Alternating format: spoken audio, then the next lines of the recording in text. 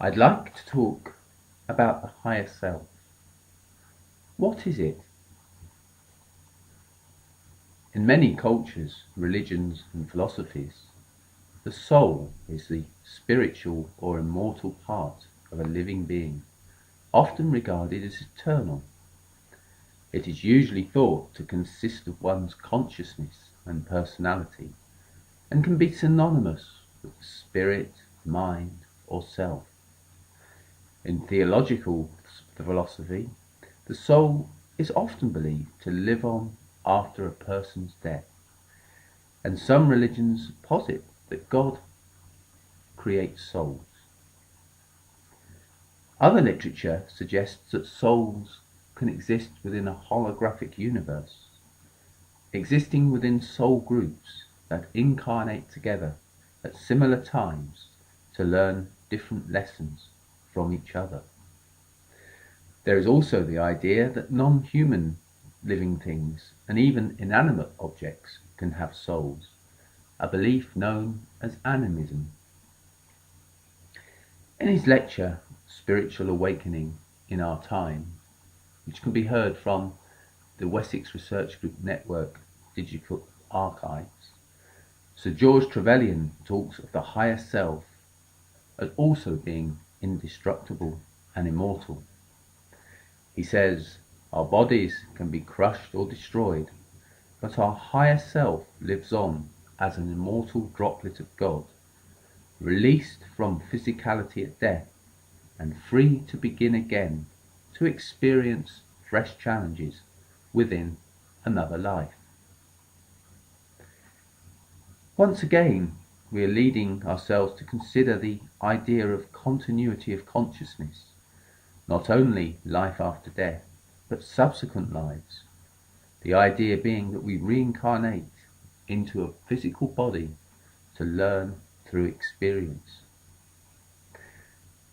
These cumulative experiences from successive lives are then stored in the higher self.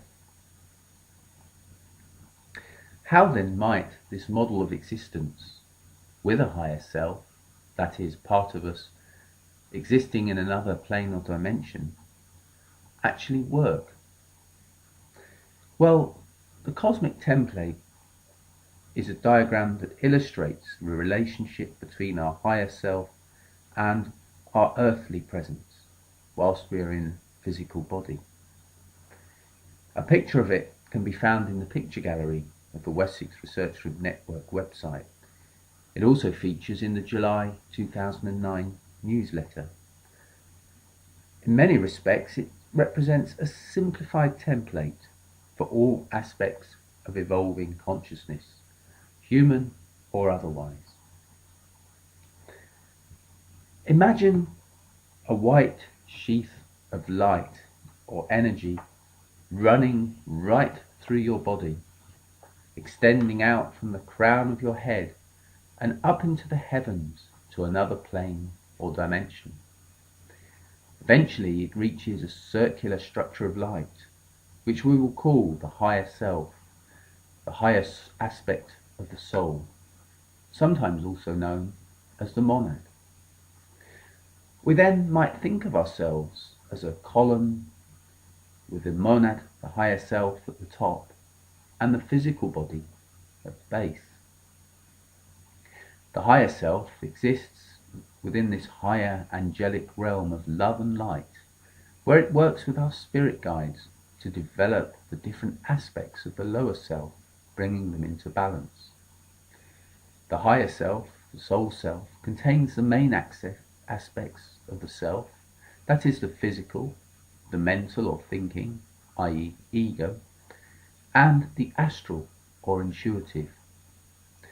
Despite our existence in a physical form, we retain a lifetime connection with the higher self through what is known as our etheric or subtle energy body.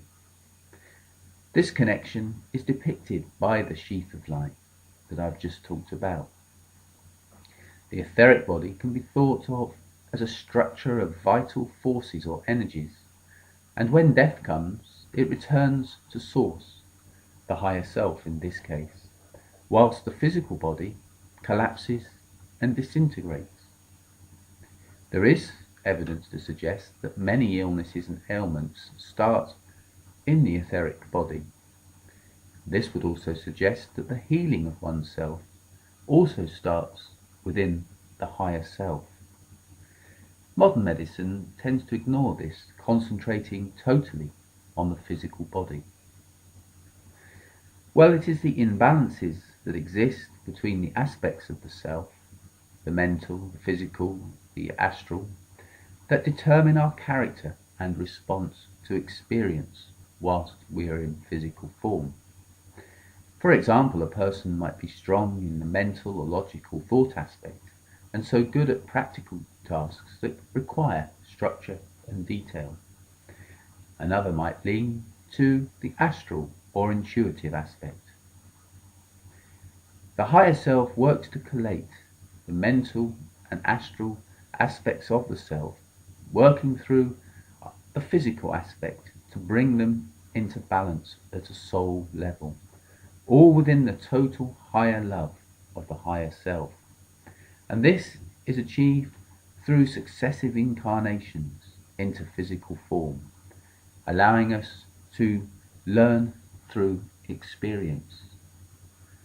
It also suggests that when we incarnate, we actually come with the imbalances within the self, and these give us our personality and characteristics. The process of rising to a fifth dimensional state of consciousness is merely a stepping stone along a long evolutionary path. For our evolutionary challenge requires us to learn through many experiences until everything is in balance and we evolve through our free will into beings of unconditional love. There are many states of consciousness, but ascending to the fifth dimensional level is about connecting with the higher self, which wants at this time to unite with the human being. It will transform our astral body and its emotions, our etheric or subtle energy body, and finally even our physical body. Our challenge then is to realize that we are more than just flesh, bones and blood, and grasp the idea that we are immortal spiritual beings within this ocean of thought and consciousness. This is the real challenge of our time, to connect with our higher selves, rediscover ourselves, and so lift humanity to a new, higher and finer level. For fifth dimensional consciousness places love and service to others and respect for all life as its central theme of being.